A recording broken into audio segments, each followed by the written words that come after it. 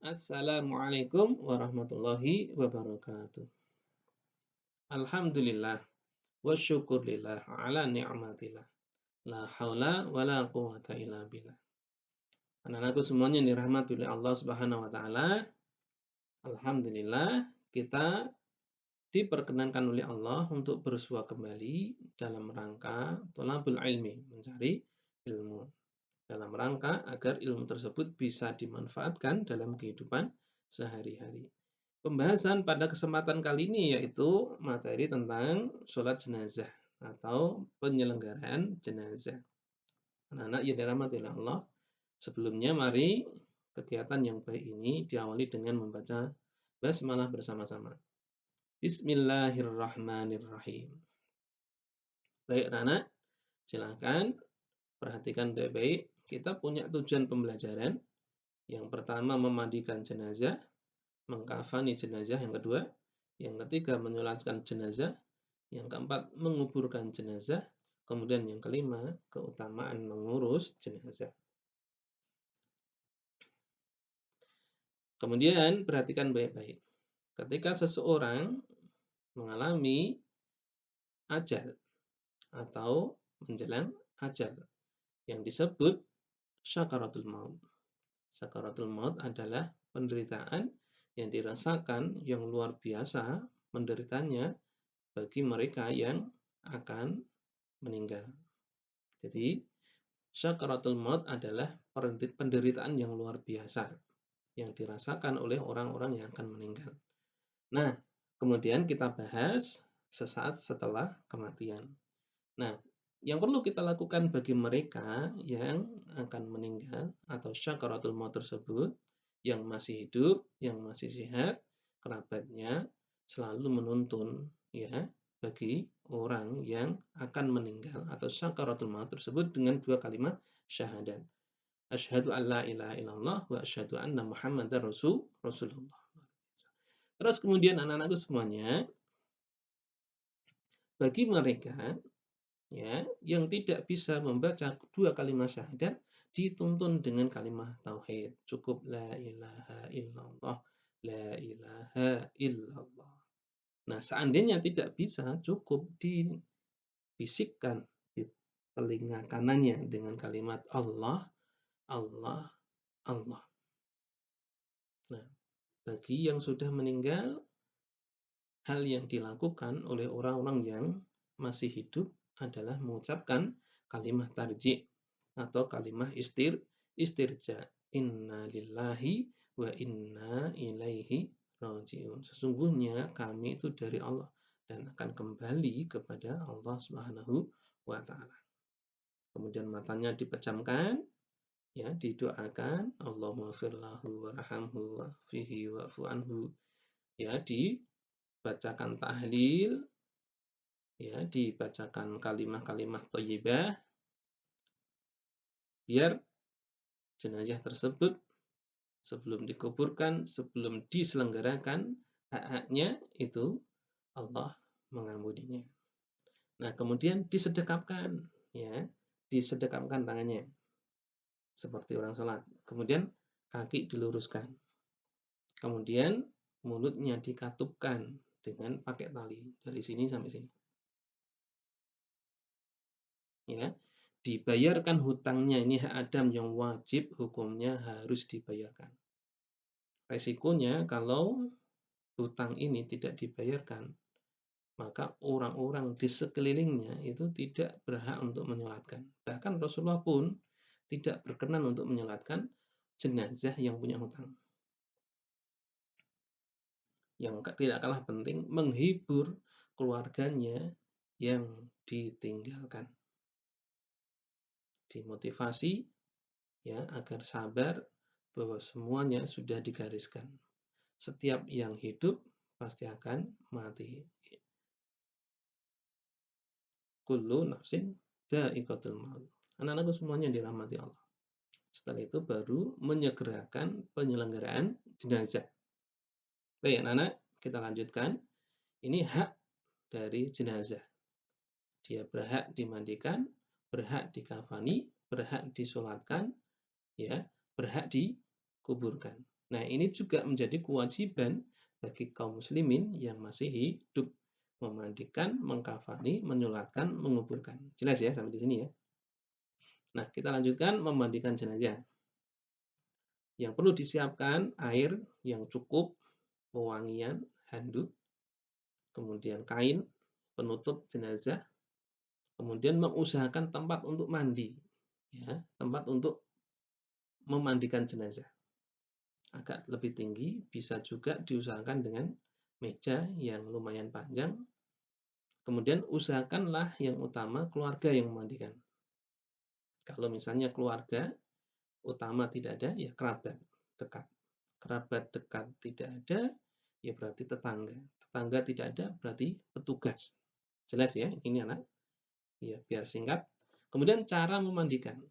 Terutama selalu diawali niat karena Allah. Nawaitu ghusla adaan an hadzal mayyit lillahi ta'ala. Kemudian membalut jenazah dengan kain yang tebal, yaitu kain untuk menutup tadi. Kalau orang Jawa bilang tapeh ya. Kemudian melepas semua perhiasan yang menempel. Bisa cincin, bisa perhiasan yang lain. Kemudian mewudhuinya ya. Ketika memandikan diawali diwudhui terlebih dahulu. Dimulai dari yang kanan. Kemudian baru dimandikan. Nah, ketika dimandikan jenazah itu ya, kita harus hati-hati ya, sabar, ya tidak gerusa-gerusu. Kemudian setelah bersih semuanya dikasih wangian yang terakhir, sabun dan juga yang lain ya. Terus kemudian dikeringkan dengan handuk kering biar badannya juga kering. Nah, apabila ada halangan untuk dimandikan maka cukup ditayamumi. Nah, kecuali bagi mereka yang gugur dalam medan perang, maka tidak dikafani. Karena baju yang berlumuran darah menjadi saksi bagi dia di akhirat kelak, ya, untuk mendapatkan karunia dari Allah, rahmat dari Allah Subhanahu wa taala. Nah, semuanya dirahmati oleh Allah Subhanahu wa taala. Nah, setelah itu bagi yang memandikan jenazah disunahkan untuk mandi juga. Bersih-bersih seluruh tubuhnya dari kepala sampai kaki. Ya, disunahkan mandi. Man ghassala mayyitan falyaghtasil. Anak-anak semuanya yang dirahmati oleh Allah Subhanahu wa taala. Tiba saatnya kita membicarakan materi yang selanjutnya yaitu mengkafani jenazah. Nah, jenazah itu dikafani antara laki dan perempuan itu berbeda. Nah, kemudian kain kain jenazah tersebut itu diutamakan yang warna putih. Kalau perempuan 5 lapis, kalau laki-laki 3 lapis. Perempuan 5 lapis terdiri dari 2 lembar kain penutup, 1 kain basahan, 1 baju kurung, dan 1 kerudung. Nah, bagi jenazah laki-laki, 1 lembar kain penutup, 1 baju basahan, dan 1 baju kurung. Sampai di sini jelas ya? Nah, baik. Oleh karena itu, kain kafan ini harusnya menjadi satu hal yang diusahakan oleh kerabatnya atau tetangganya agar penyelenggaraan dalam hal mengkafani jenazah bisa cepat. Harus disiapkan terlebih dahulu, diukur, kemudian ditata dengan baik. Nah, semuanya yang dirahmati oleh Allah Subhanahu wa taala, materi selanjutnya yaitu menyalatkan jenazah atau mensolatkan jenazah. Nah, mensolatkan jenazah ya utamanya dalam keadaan berdiri. Dalam keadaan berdiri. Jika tidak berdiri, ya duduk. Nah, bisa disolatkan sendiri atau munfarid, bisa juga dengan sholat berjamaah. Nah, biasanya kalau sholat jenazah ya berjamaah. Nah, jenazahnya tidak harus ada. Karena jenazah orang jauh di negara lain itu bisa disolatkan. Terutama tokoh-tokoh agama, ya, orang-orang yang memiliki karisma yang luar biasa, kita mau mendoakan beliau, maka kita bisa menyelenggarakan sholat jenazah. Nah, biasanya bisa dilaksanakan sehabis sholat fardu maupun sholat Jumat. Adapun niatnya, usolli ala hadzal mayyiti arba'at takbiratin fardu kifayatin imaman lillahi ta'ala. Ini kalau ada jenazahnya. Kalau nggak ada, ya usolli ala hadzal mayyiti ghaib arba'at takbiratin fardu kifayatin imaman lillahi ta'ala. Nah, untuk selanjutnya, yang namanya sholat jenazah itu ada 4 takbir. Takbir yang pertama, setelah itu baru membaca surat Al-Fatihah. Setelah takbir kedua, membaca sholawat. Allahumma sholli ala Sayyidina Muhammad wa ala ali Sayyidina Muhammad. Setelah takbir ketiga, berdoa untuk jenazah. Allahumma firlahu warhamhu wa'afihi wa'afu anhu. Ini kalau jenazah laki-laki. Jenazah perempuan, Allahumma firlaha warhamha wa'afiha wa'fu anha. Setelah takbir keempat, membaca doa untuk yang ditinggalkan oleh sang jenazah. Allahumma la tahrimna ajrahu wa la taftina ba'dahu waghfir lana wa lahu. Kalau perempuan tinggal diganti. Allahumma la tahrimna ajraha wa la taftina ba'daha waghfir lana wa laha. Salam kanan, salam kiri. Lalu dilanjutkan dengan doa sejenak. Anak-anak semuanya dirahmati Allah, ada ketentuan khusus yang harus diperhatikan. Ya, pertama, imam harus suci dari hadas dan najis. Yang kedua, berdiri menghadap kiblat dengan jenazah di depan imam. Kemudian yang ketiga, imam menempatkan diri pada arah kepala jenazah laki-laki dan jika jenazah perempuan pada arah kandungan. Jelas ya sampai di sini ya. Singkat, mohon difahami dengan baik. Kemudian menguburkan jenazah. Buat liang lahat, ya, kuburan khusus kaum muslimin, tidak boleh dicampur. Tapi kalau sudah kadung, dalam artian tidak ada lagi, ya di tempat yang bercampur, itu menjadi mubah, boleh. Dilarang menguburkan di 3 waktu. Saat matahari terbit, saat matahari berada di kepala kita, istiwa, saat matahari terbenam.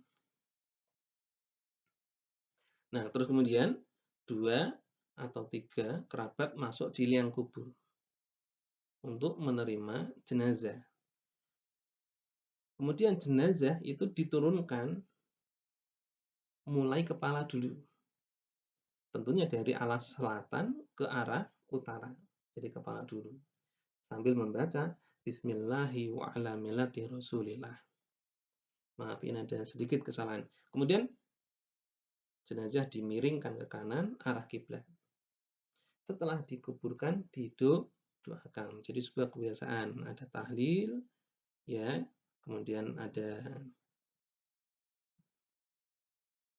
doa-doa khusus bagi jenazah. Terus kemudian keutamaan mengurus jenazah. Ini keutamaan mengurus jenazah. Semoga kita termasuk orang-orang yang mendapatkan, ya, diberi kesempatan untuk memberikan penghormatan terakhir bagi jenazah. Barang siapa memandikan jenazah seorang muslim seraya menyembunyikan aibnya ketika dia dimandikan, ya, dengan baik, maka Allah akan memberikan ampunan 40 kali kepadanya.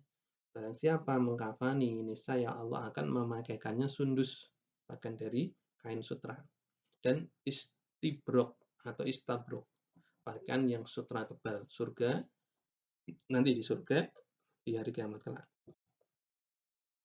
Kemudian yang terakhir, keutamaan mengurus jenazah. Yang selanjutnya yaitu barang siapa yang menyaksikan jenazah sampai ia menyolatkannya, maka baginya 1 qiraat. Nah, menyaksikan di sini itu juga turut, ya, setelah menyaksikan ikut menyolatkan, maka baginya 1 qiraat. Lalu barang siapa yang menyaksikan, ikut mensolatkan, ikut menyaksikan menguburkan, membantu, maka baginya 2 qiraat. Ada yang bertanya, apa yang dimaksud dengan 2 qiraat? Rasulullah SAW menjawab, 2 qiraat itu semisal 2 gunung yang besar. Di hadis yang lain disebutkan gunung yang besar itu semisal gunung Uhud. Demikian anak-anakku semuanya, semoga sedikit materi tentang penyelenggaraan jenazah ini membawa manfaat bagi kita. Sehabis ini anak-anakku silakan, soal-soal, ya tugas yang sudah disiapkan di Google Form di kelas kalian masing-masing dikerjakan dengan baik dan diusahakan kalian memperhatikan dulu video ini dan membaca buku kalian sebelum kalian mengerjakan tugas tersebut. Terima kasih atas perhatiannya. Billahi taufik wal hidayah wal inayah. Sebelumnya mari kita tutup dengan kafaratul majlis. Subhanakallahumma wa bihamdika asyhadu an la ilaha illa anta astaghfiruka wa atubu ilaik. Assalamualaikum warahmatullahi wabarakatuh.